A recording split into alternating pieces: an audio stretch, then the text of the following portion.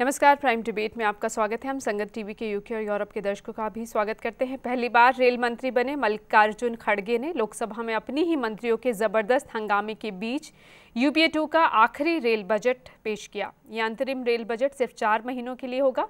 अंतरिम बजट होने की वजह से इसमें ज्यादा घोषणाएं नहीं की गई, यात्री किराए से भी कोई छेड़छाड़ नहीं की गई है। चुनावी साल में यूपीए सरकार ने चुनावी रेल दौड़ाई। अंतरिम रेल बजट में यात्री किराए में कोई बढ़ोतरी नहीं की गई है। अलबत्ता 72 नई ट्रेनें शुरू करने का ऐलान जरूर किया गया, लेकिन एक झटका यात्रियों को जरूर लग सकता है, क्योंकि सरकार ने ऐलान किया है कि प्रीमियम श्रेणी की ट्रेनों में विमान की तर्ज पर अब किराया मांग के हिसाब से तय होगा। पैसेंजर भाड़ा भी नहीं बढ़ाया, फ्लाइट चार्जेस भी नहीं बढ़ाए। जो रिसोर्सेस हम मोबिलाइज कर सकते एग्जिस्टिंग सिस्टम में या एग्जिस्टिंग लेवी में, वही हमने किया है। खास करके doubling, electrification, gauge conversion, new lines, ये जो हमने किया, या स्टेशंस इम्प्रूवमेंट शायद और नए फैक्ट्रीज, शायद ही पिछले ये साल इन्हें किसी नहीं हुआ। तमाम घोषणाएं की गई, लेकिन पिछली घोषणाओं के अमल को लेकर और रेलवे की वित्तीय हालत को लेकर सवाल उठाए गए। भारतीय रेल का आर्थिक हालत बहुत खस्ता है। जितना भी प्रोजेक्ट देश भर में हम लोगों ने लिया था, मैंने लिया था, और बिहार के लिए मधेपुरा, मढ़ौरा, दरियापुर बन के तैयार हो गया। अभी तो उद्घाटन भी नहीं किए, लोगों का चांस भी नहीं। रायबरेली तो हमें किए थे। जितनी रेल लाइन सब किया उसमें कहीं काम नहीं, सब ठप पड़ गया। तो जब तक लाइनों का विस्तार नहीं होगा, रिमोट एरिया में जो रेल लाइन हमने दिया था वो ज्यों करते मुँह आके खड़ा पड़ा हुआ है। तो ये स्थिति ठीक नहीं है भारतीय रेल का, और इसको आमदनी जब तक नहीं बढ़ाया जाएगा, माल गुड्स ट्रेन पर ज़्यादा ध्यान नहीं होगा, तो पैसेंजर के भाड़ा बढ़ाने से या पैसेंजर से कितना पूरा होगा। रेल की हालत तो बहुत पतली है। इसके स्वास्थ्य को ठीक कैसे करें, इसके लिए तो एक ही बात कही है कि वो कमेटी किराए के बारे में, फेयर के बारे में एक कमेटी बनाएंगे। ये रेल बजट कुछ नहीं है, जाती हुई सरकार का है। कांग्रेस के रेल मंत्री को भी मालूम है कि जो नरेंद्र भाई रेल बजट लाएंगे वही सरकार का बजट काम में आएगा। चुनावी साल में जनता को 17 नई प्रीमियम ट्रेन, 38 नई एक्सप्रेस ट्रेन, 10 पैसेंजर ट्रेन के साथ 13 नई EMU जैसी ट्रेनों की सौगात भी दी गई। ट्रेनों को दुर्घटना से बचाने के लिए एंटी कॉलिजन डिवाइस लगाने का ऐलान भी हुआ। हालांकि पिछले 5 सालों से ऐसी डिवाइस लगाने की बातें की जा रही हैं, लेकिन इसके लिए कोई ठोस योजना रेल मंत्रालय के पास अब भी नहीं है। 19 नई लाइनें बिछाने और 5 रूटों पर डबल लाइन करने के काम को भी मंजूरी दी गई है। रेल बजट पर चर्चा करने के लिए आज हमारे साथ स्टूडियो में मौजूद हैं डॉक्टर मनोज कुमार शर्मा, अर्थशास्त्री हैं, university business school Punjab university में प्रोफेसर हैं।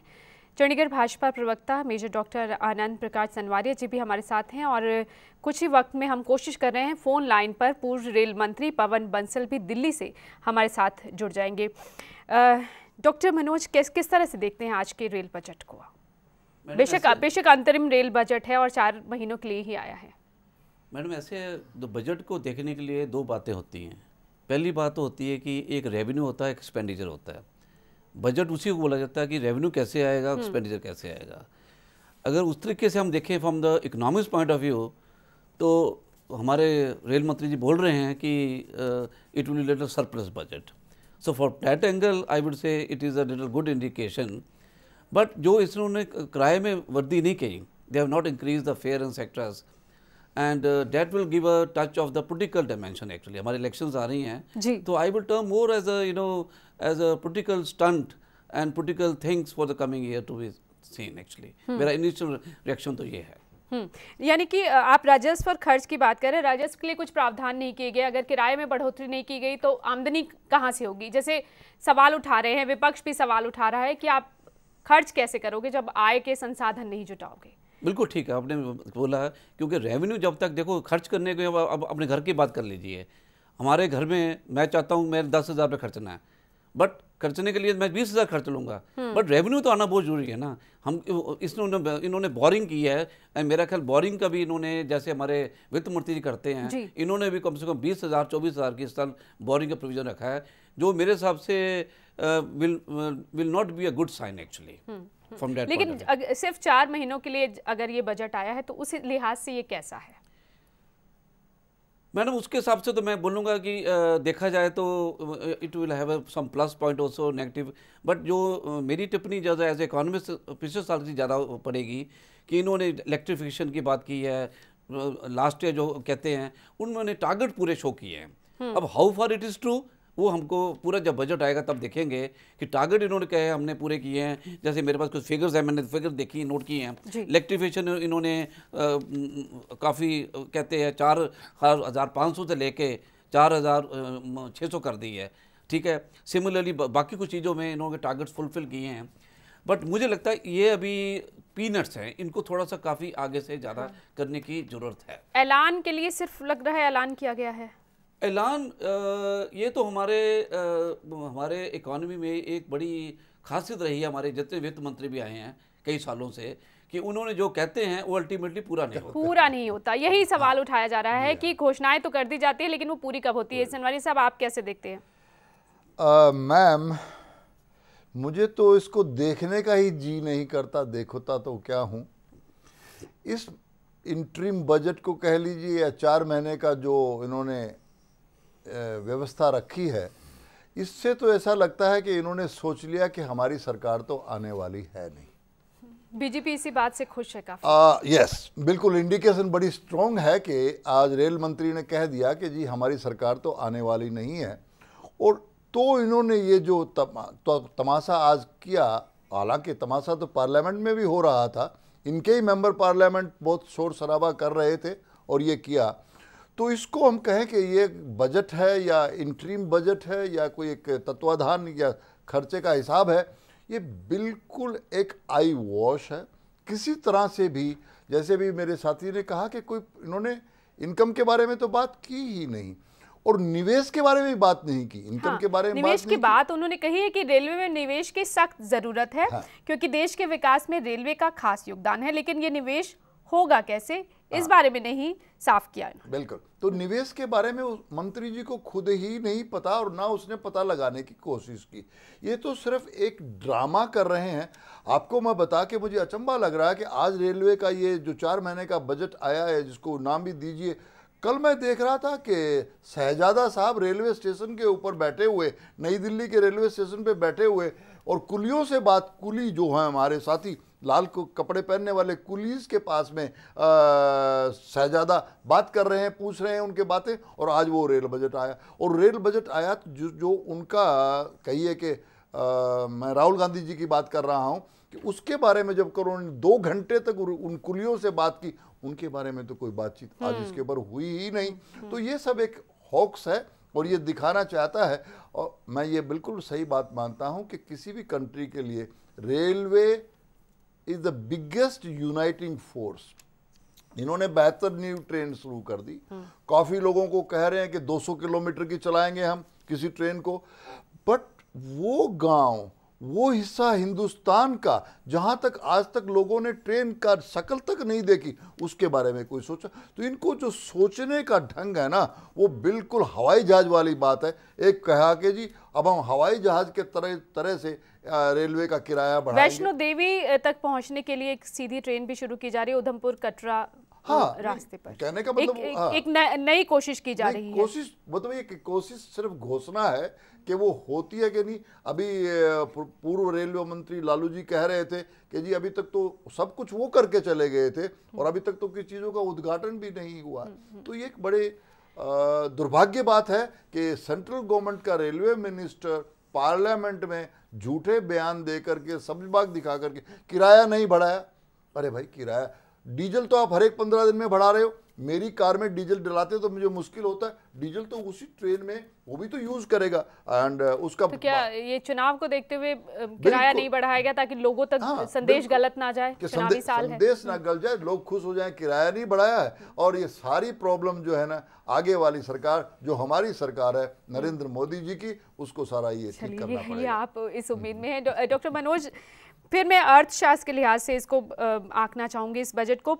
जो पिछले ये कहा जाता है जब लालू प्रसाद रेल मंत्री थे तब क्या वाकई बहुत मुनाफा हो रहा था? नहीं, उसका तो जो डिबेट है काफ़ी ख़त्म हो चुकी है। उन्होंने कुछ फिगरों की काफ़ी में मैनिपुलेशन की थी, इसमें हाँ। कोई शक की बात नहीं है। उन्होंने मैं एज ए इकॉनमिस्ट बात करता हूँ कि उन्होंने कुछ हमारी फिगरें हम चेंज कर सकते हैं ईजिली, बट एक जो अच्छी बात मुझे, मैं from election point of view से हम कह सकते हैं कि ये रेलवे बजट को अच्छा अट्रैक्टिव लग रहा है, वो हमारी जो पॉलिसीज बेशक काफ़ी सालों से शुरू चल रही हैं, वो है फॉरेन डायरेक्ट इन्वेस्टमेंट की। जैसे मेजर साहब ने इसमें भी FDI रेलवे बजट में ये बोला गया है बड़े स्पेसिफिकली कि we have to look for some of the opportunities from the outside. ये मेरे हिसाब से अगर किया जाए, और मे बी आने वाली अगर सरकार जो भी आती है अगर वो इस चीज़ को देखे, तो मुझे लगता है from the economic point of view it will do wonders actually. निजीकरण की भी बात बीच में चली थी, उसकी भी क्या, चली क्या थी। अगर निजीकरण होता है तो क्या उससे कुछ फायदा होगा रेल मंत्रालय को? नहीं, उसका तो डेफिनेटली होगा। इन्होंने पीपी इन्होंने बोला है कि private public partnership, that is very good sign. अगर आप देखिए अटल जी ने कई साल पहले जब शुरू किया था, जब अपने UPA 1 ने UPA 2 में इन्होंने जो की हैं PPA के मॉडल्स, उससे हमारी सड़कों की हालात काफ़ी ठीक हुई है। तो मुझे लगता है अब ये अनाउंसमेंट तो कर दी है, but I want to keep my fingers crossed in the sense कि ये कहाँ तक चीज़ सही निकलती है। नहीं, वो तो पिछले भी बहुत सारी घोषणाएं हैं जो जिस पर सवाल उठते कि कहाँ पूरी हुई हैं। अनुभूति कोष लगाने की बात कही थी जब पवन कुमार बंसल पिछली बार उन्होंने रेल बजट पेश किया था, लेकिन कुछ हुआ नहीं। और भी तमाम ऐलान हैं, ठीक है। उत्तर भारत के लिए काफ़ी कुछ ऐलान किया गया था क्योंकि शायद वो इस रीजन से थे, इस वजह से। इसमें मैं एक I want to make one point very clear. काफ़ी 20 साल से हमारे इकोनॉमिक रिफॉर्म्स काफ़ी चल रहे हैं, और इकोनॉमिक रिफॉर्म में जैसे बैंकिंग सेक्टर में, इंश्योरेंस सेक्टर में जो भी गवर्नमेंट पिछले कई सालों से आई है, उन्होंने इस चीज़ पर बड़ा स्ट्रेस किया है। और मेरे हिसाब से ये जो डायरेक्शन उन्होंने बजट में दी है, I don't want to predict कि भाई अब ये करते कि नहीं करते, तो करना तो उनको चाहिए। अगर FDI इसमें एरिया में आती है in services, not in the real investment in the operational part, in the other area like service part, reservation part, सब चीजों में, उसमें अगर FDI आने से जैसे ऑपरेशन एफिशिएंसी बहुत बढ़ेगी। यानी कि सुरक्षा और सुविधाओं की कमी की जो बात की जाती है वो इससे सुधर सकती है। क्या आप लोग FDI के पक्ष में हैं? रेल बजट पर लोगों की क्या प्रतिक्रिया रही वो सुन लेते हैं। क्योंकि सर जब नई ट्रेनें चली हैं तो उनके लिए तो बढ़ना चाहिए नहीं किराया। वो पब्लिक के लिए तो बेटर है, किराया ना बढ़े और ट्रेनें भी बढ़ी हैं। बहुत बढ़िया बजट है जी। आजकल महंगाई का टाइम है, किराया नहीं बढ़ाया, बहुत अच्छी बात है। ट्रेनें भी इंक्रीज़ की हैं, इससे यात्रियों को और सुविधाएं मिलेंगी। बहुत बढ़िया है, ये बहुत बढ़िया है। किराया नहीं बढ़ा है, कांग्रेस सरकार ने बहुत ही बढ़िया किया है। भारत सरकार ने जो बजट पेश किया है उसमें आम आदमी का बहुत ख्याल रखा गया, गरीब आम जनता का। सेंट्रल गवर्नमेंट के उत्ते हमको ऐसा है चाहते हैं कि किसी तरह से ऊपर आइए, लेकिन पार्टियां जड़ी हैं उन्होंने भ्रष्टाचार के उत्ते पूरी तरह से हावी हैं। वो कुछ ना कुछ लोगों को बेवकूफ़ बनाने वास्ते कुछ ऐसे तरकीब कर रहे हैं, चाहे वो सेंट्रल गवर्नमेंट का रेट ना बढ़ान रेलवे दे, लेकिन एक्चुअल उन्होंने वास्ते हूँ कोई ऐसा मायना नहीं रखता, क्योंकि हूँ जाएगी तो जाना ही है।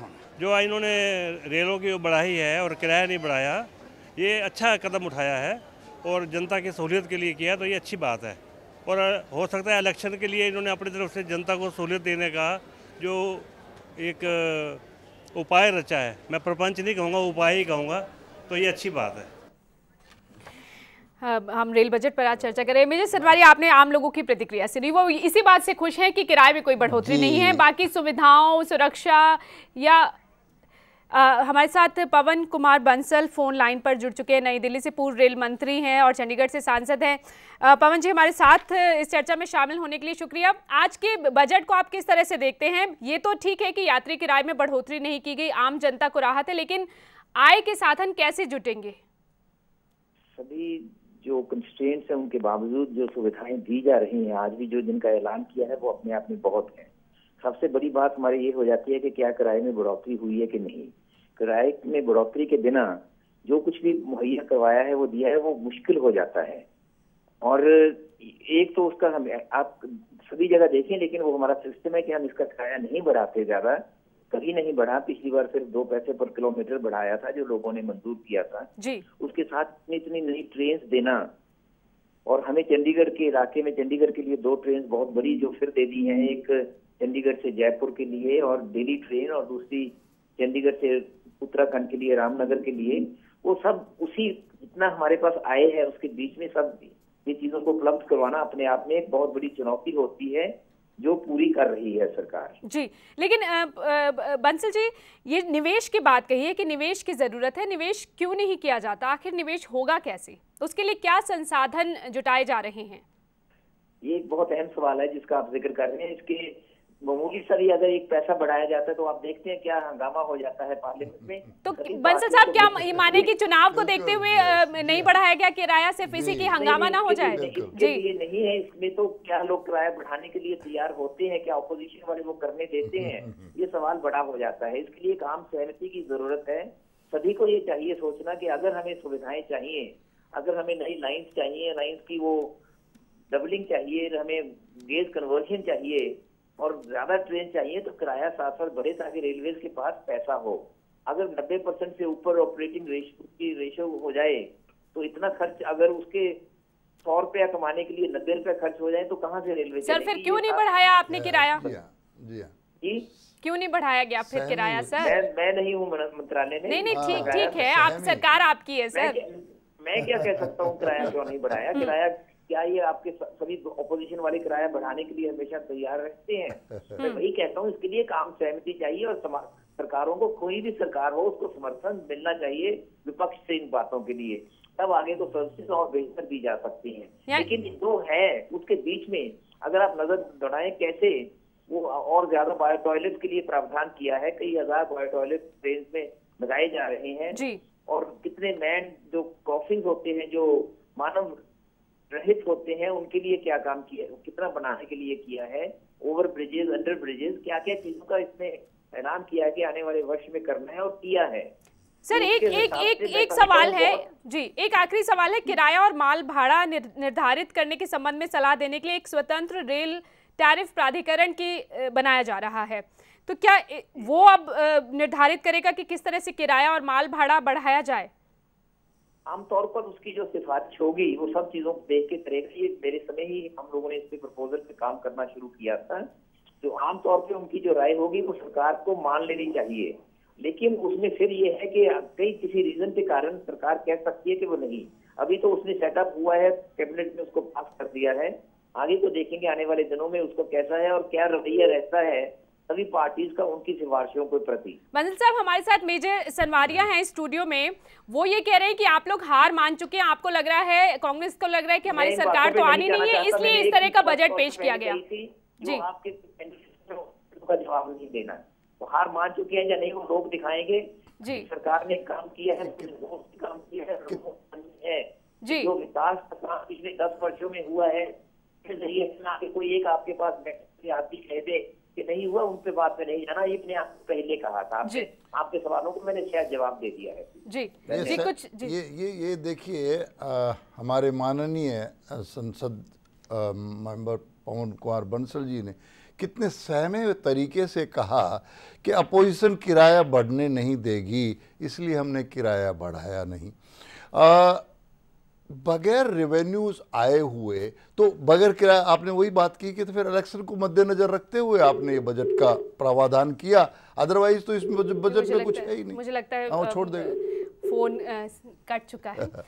अब मेजर सनवारी आप क्या कहेंगे? तो देखिए ना, अभी बिल्कुल हमारे भूतपूर्व रेलवे मंत्री जी कितने सहमे हुए तरीके से आपके माध्यम से सारे देश को बता रहे थे कि हम तो किराया बढ़ाना चाहते थे लेकिन अपोजिशन नहीं बढ़ाने देगी भाई मेरे, तो हमने नहीं बढ़ाया। तो भाई कमाल है, गवर्नमेंट आप यूपीए चला रही है कि अपोजिशन चला रही है, आप किराया बढ़ाने को कोई ना नहीं करता, प्रोवाइडेड आप उसकी सर्विसेज दे। लेकिन उस किराए के बढ़ाने के बाद अगर आप घपले करके, रेल घोटाला करके सारा का अपने घरों में ले जाएंगे तो जनता चीखेगी और अपोजिशन उसको रोकेगी। ये बड़ा सवाल है डॉक्टर मनोज, सुधार नहीं हो रहा, रेल मंत्रालय लगातार घाटे में जा रहा है और यहाँ बात की जाती है कि वही बात है कि सामने चुनाव है, उसे देखते हुए किराया नहीं बढ़ाया गया। वो भी ये कह रहे हैं कि अपोजिशन विरोध करेगा इसलिए नहीं बढ़ाएगा, लेकिन हाँ, सभी जानते हैं कि ये चुनावी बजट है। लेकिन वही बात है कि सुधार, सवाल वही है कि सुधार कैसे होगा। अगर इन्होंने कहा है कि एक प्राधिकरण बनाया जा रहा है जो ये निर्धारित करेगा कि किराया और माल भाड़ा कैसे बढ़ाया जाए, लेकिन ये भी सवाल है कि उपलब्धियां गिना दी जाती, तमाम नई ट्रेनें चला दी जाती है, पटरियों की हालत खराब है जिस पर सालों से ट्रेनें चल रही हैं, उसके बारे में कुछ कहा नहीं जाता। बजट में हजारों पद खाली पड़े हैं, संसाधनों की कमी की बात की जाती है, लेकिन आएंगे उन पर कोई चर्चा नहीं होती। मैडम, मैं आपके माध्यम से एक बात बड़ा स्पष्ट करना चाहता हूँ। एज ए इकोनॉमिस्ट, पिछले 20-25 साल से जो इकोनॉमिक रिफॉर्म्स हमारे इंडिया में शुरू हुए थे, बेशक बैंकिंग सेक्टर लीजिए, इंश्योरेंस सेक्टर लीजिए, बेशक एग्रीकल्चर लीजिए, एंड बाकी कुछ काफ़ी जो सर्विसेज हैं, उनमें सब में अथॉरिटीज़ बनी हैं, कमेटीज़ हुई हैं for pricing the defining the pricing and sectors. ये एक मेरे हिसाब से बड़ा लैंडमार्क डिसीजन है गवर्नमेंट ऑफ इंडिया का, जिससे अगले कुछ सालों के लिए जो ट्रैफिक, जो इंडिपेंडेंट रेलवे टर्मिनल बन रहा है, जो अथॉरिटी बन रही है, उससे हमारा जो इकोनॉमिक पॉइंट ऑफ व्यू से जो रेलवे के प्राइजेस, जब फ्रेट प्राइजेस जो फिक्स होंगे, it will be a turning point in my opinion in the history of the Indian Railways। पर क्या ये सियासी दल करने देंगे? नहीं, ये इसमें मैडम देखो, इसमें एक्चुअली रेलवे में फिर आप तो कह रहे हैं आपकी सरकार आ रही है। नहीं, हम तो सभी सियासी दल की बात कर रहे हैं। अभी हम कह रहे हैं कि अभी रेलवे मंत्री ने, भूतपूर्व रेलवे मंत्री जी ने इसी प्राधिकरण के बारे में कहा कि सरकार अगर माने तो, अभी तो सरकार उनकी है। हाँ, जब हमारी सरकार अभी तो सर ये बनेगा, फिर अभी तो कितना वक्त लगेगा। इसको अगर हिस्ट्री देखिए ना, इकोनॉमिक हिस्ट्री 1951 से लेके अटल जी की भी सरकार आई है, नरसिम्हा राव की भी आई है, मनमोहन जी की भी आई है। जब ये अथॉरिटी बनती है, इनिशियल ईयर में जो प्रॉब्लम आती है, बट लेटर ऑन हमारी सारी पार्टीज इस चीज को नॉर्मली एक्सेप्ट कर लेती हैं। इनिशियली प्रॉब्लम आएगी। हाँ, जब ये इकोनॉमिक साइंटिफिक तरीके से हम लोग इस चीज़ को जब सेटअप करेंगे, जैसे एग्रीकल्चर प्राइस कमीशन है, अब देख लीजिए बड़ी पार्टी, सब एवरी अपोजिशन पार्टी हो या रूलिंग पार्टी हो, वो अपोज करती है कई बारी, बट आम लोगों की समझ में आएगी ये बात? नहीं, मुझे पूरी आई एम कन्विंस कि ये जो इंडिपेंडेंट रेलवे जो अथॉरिटी बना रहे हैं, it will go a long way in improving the railway infrastructure in this country and performance of the country।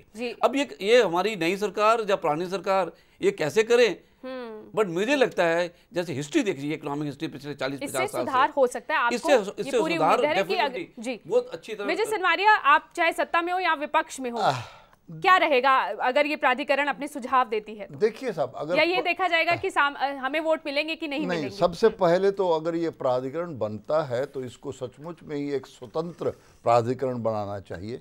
ये बंद पिंजरे का तोता नहीं होना चाहिए। और क्योंकि एक बंद पिंजरे का तोता होगा और उसको अगर आप डिक्टेट करते रहेंगे तो वो अपना डिलीवरी लेकिन ये आखिरी फैसला तो इस पर सियासी दलों को, सरकार को ही लेना होगा ना? तो जी हाँ, जब हमने आपने सही कहा कि जो हम सरकार बनाएंगे, हम पूरा का पूरा फैसला हमने लेना है।